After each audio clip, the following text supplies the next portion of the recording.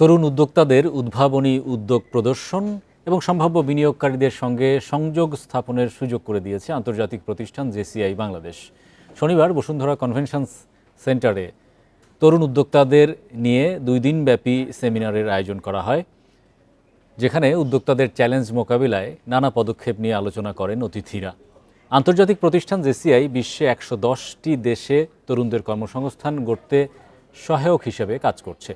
বাংলাদেশে ইতোমধ্যে প্রায় 4,500 তরুণদের নিয়ে সফলভাবে কাজ করছে জেসিআই। আগামীতে তরুণদের নিয়ে বৃহত্তর পরিসরে কাজ করতে চায় সংস্থাটি।